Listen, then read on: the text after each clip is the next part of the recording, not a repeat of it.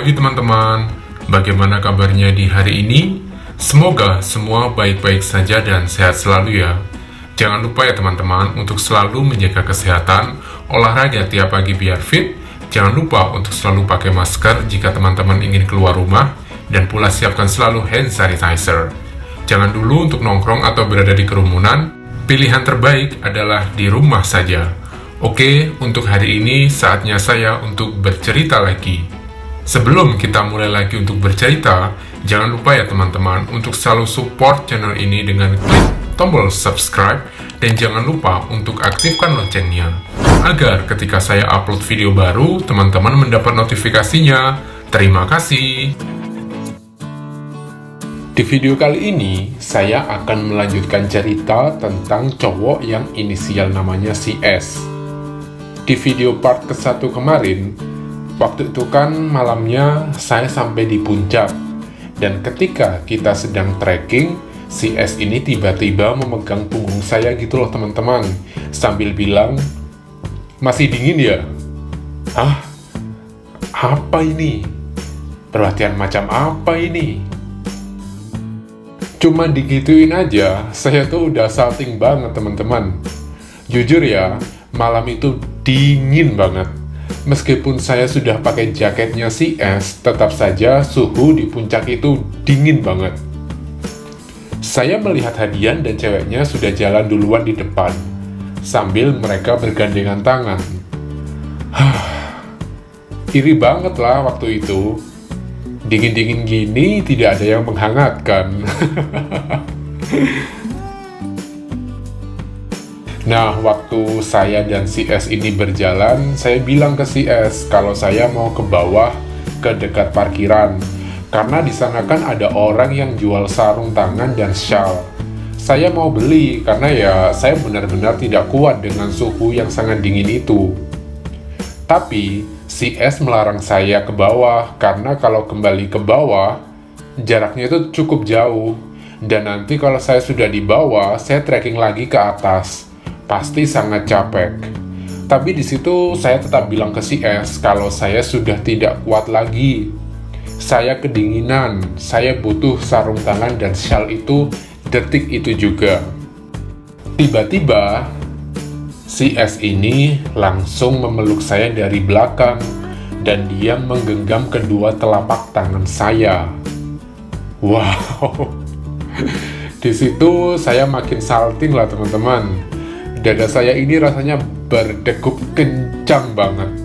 Dan saat itu, karena saya kaget dipeluk si S, ya saya berhenti aja, saya tidak jalan, saya nge-freeze teman-teman. Nah, mungkin karena saya berhenti aja di situ, si S ini bilang ke saya, "Ayo David, jangan nge-freeze di sini. Sudah, aku peluk ini biar kamu hangat. Ayo kita jalan, biar kita sampai ke puncak. Lihat itu, Hadian sama ceweknya udah sampai duluan. Kita jaraknya masih jauh loh dari mereka. Ayo udah, kita jalan. Kamu aku giniin gak bakal kedinginan." Wow. Tanpa menjawab dia, ya saya langsung saja jalan sambil dia memeluk saya. Dan karena di jalanan menuju puncak itu remang-remang, gini teman-teman, karena di sana itu pencahayaan lampunya tidak terlalu terang. Ya saya tidak takut kalau dilihat orang. Orang lain juga pasti tidak tahu kalau di dalam pelukannya si S ini ada saya. Iya, saya yang cowok ini teman-teman. Karena gini loh, si S ini kan dia tuh tinggi banget. Tinggi banget, orangnya gede. Bukan gemuk, tapi gimana ya, bentuk badannya tuh gede gitu loh. Nah, sedangkan saya, ketika dia peluk gitu kan, gimana ya, orang pasti nggak akan ngeh kalau di dalam pelukannya itu ada saya. Ya waktu itu rasanya nyaman banget teman-teman. Udah nyaman, tenang, hangat pula. Suhu dingin yang dari tadi menembus kulit saya tiba-tiba tidak terasa karena pelukan si S ini teman-teman. Ya saya juga nggak tahu ya. Suhu di sana itu dingin, tapi badannya si S ini hangat, cenderung panas loh. Jadi ya oke lah. Nah setelah kita sudah sampai puncak, akhirnya si S melepas pelukannya, tapi dia tidak melepas tangan saya. Dia tetap menggenggam tangan saya teman-teman. Waktu saya mau melepaskan tangannya, dia tidak mau. Di situ kan saya malu kalau sampai nanti dilihat Hadian dan ceweknya. Tapi si S ini sepertinya sih sengaja menunjukkan kalau dia dari tadi menggenggam tangan saya. Dan ketika itu sudah terlihat, maksudnya Hadian dan ceweknya melihat saya, ya gimana, mereka cuma tersenyum-senyum saja. Dan meskipun mereka tersenyum-tersenyum, saya itu malunya luar biasa. Bukan malu karena tangan saya digenggam ya, tapi saya malu karena cuma saya yang kedinginan di situ. Saya tidak tahu kenapa mereka sepertinya biasa-biasa saja dengan suhu dingin di puncak. Sedangkan saya sudah tepar kedinginan, teman-teman. Nah, di puncak itu kan ada nih tempat untuk menikmati pemandangan malam. Pemandangannya indah banget, teman-teman. Apalagi ada pemandangan terindah di sisi saya, yaitu si es ini. Dan ketika saya sedang merenung sambil melihat landscape malam itu, tiba-tiba ada WhatsApp nih di handphone saya. Saya lihatlah, ternyata ada nomor yang belum saya save. Saya tidak tahu. Awalnya benar-benar saya tidak tahu siapa yang mau WhatsApp saya. Dan ketika saya buka, kok WhatsApp itu ada foto saya. Jadi foto itu diambil candid begitulah. Saya kira tuh itu siapa yang mengirimnya. Kan nomornya tidak saya simpan. Saya cobalah untuk melihat picture profile-nya. Loh, kok ini picture profile-nya si S? Akhirnya saya mengalihkan pandangan saya ke si S. Dan dia tersenyum-tersenyum saja. Nah, kan saya bingung. Masa si S ini yang mengirim? Kalau benar dia mengirim WhatsApp ke saya, ngapain? Orang dia kan ada di sebelah saya. Waktu itu saya tanya ke si S, apakah benar dia yang mengirim foto itu ke saya? Dan dia bilang, iya itu nomorku. Dan itu foto kamu yang sengaja saya ambil sewaktu kamu berusaha mendekati saya di tempat gym. Hah? Gila. Malu banget aku pada saat itu, teman-teman. Ya langsunglah aku mengalihkan mukaku ini, karena ya gimana, pokoknya saya malu banget, teman-teman. Jadi, selama ini saya pendekatan ke si S di tempat gym, sebenarnya dia sudah tahu dong. Cuma dia cuek banget, tidak pernah merespon saya. Tapi sebenarnya di situ saya antara malu dan marah begitu loh, teman-teman. Selama itu saya pendekatan, dia tidak pernah merespon. Tapi ternyata diam-diam dia mengambil foto saya. Ada apa ini? Dan disitulah akhirnya si S ini cerita ke saya. Kalau sebenarnya dia sudah tahu saya di tempat gym itu semenjak kita bertemu di lift. Hanya saja karena dia masih kurang lancar berbahasa Indonesia pada saat itu, akhirnya ya dia tidak pernah mengajak saya berbicara di tempat gym itu. Dan dia juga sebenarnya sudah tahu kalau saya berusaha mencari perhatian ke dia. Cuma dia sendiri juga tidak yakin kalau saya ini suka ke dia. Jadi, kita itu sebenarnya sama-sama menunggu untuk membuka percakapan. Tapi di situ kita sama sekali tidak membuka percakapan dan saling diam dan saling tidak menyapa. Dan setelah selesai dari puncak, kami ke bawah dan menuju ke mobil. Di situ si S sedang beli minum ya.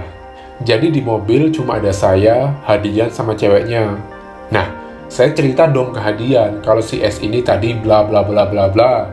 Setelah saya menjelaskan semuanya ke Hadian, ternyata si S ini mendapat nomor handphone saya ya dari Hadian, teman-teman. Lanjut nih di perjalanan. Tiba-tiba Hadian bilang kalau mereka mau menginap ke hotel. Nah, terus gimana dong dengan kita? Kan kita kira malam itu ya kita pulang.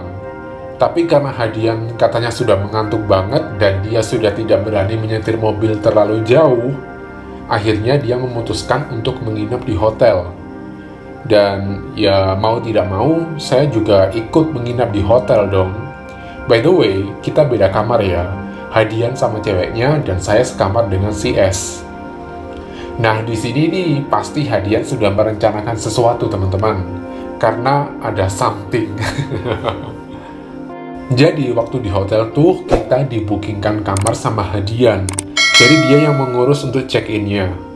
Dan ketika saya dan si S ini masuk ke kamarnya, Saya lihat tuh bednya tidak twin teman-teman, bukan bed yang terpisah, tapi bed yang ukuran king, hanya satu bed. Ya alamat dong kalau seumpama saya tidur sama si S ini, bahaya banget kalau saya sampai tidur berdua. Bisa-bisa nanti terjadi sesuatu yang diinginkan. Dan ketika kami sudah masuk ke kamar, ya saya langsung saja ke bed dan menyelimuti diri saya sendiri. Dan saya matikan lampu meja di sebelah saya. Pokoknya di situ saya tidak maulah untuk melihat si S. Saya masih malu dan apalagi satu kamar lagi. Nanti kalau dia melihat saya, malah saya yang salting tidak jelas teman-teman. Ketika itu saya merasakan kalau si S ini sudah berbaring di tempat tidur. Dan dia langsung saja menarik selimut saya. Maksudnya selimut yang saya pakai ini langsung dia tarik gitu loh teman-teman. Dan dia bilang, "Ngapain kamu tidur jauh-jauhan? Sinilah dekat saya tidurnya."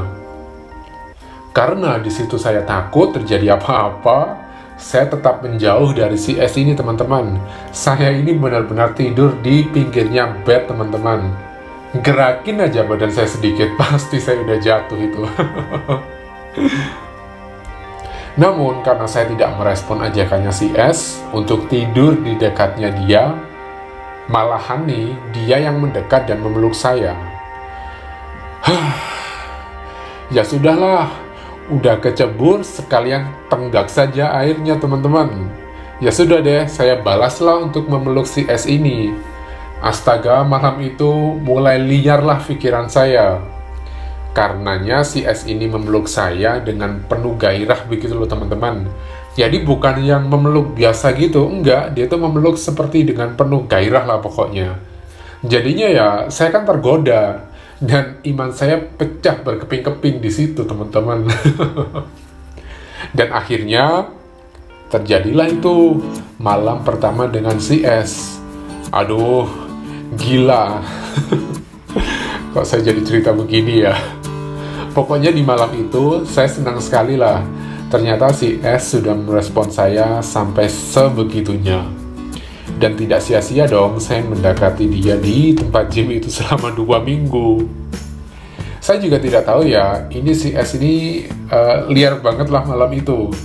Saya merasa main dengan si S di tempat tidur itu lama banget teman-teman. Entah kita keenakan atau kita sama-sama menikmati. Oke, sampai di sini dulu saja cerita kali ini. Masih ada nanti part ketiganya teman-teman. Dan tunggu saja ya cerita selanjutnya di next video. Semoga di hari ini teman-teman dilancarkan aktivitasnya.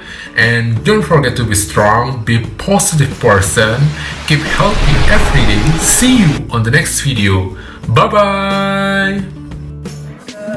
Tell me pretty lies, look me in the face. Tell me that you love me, even if it's fake.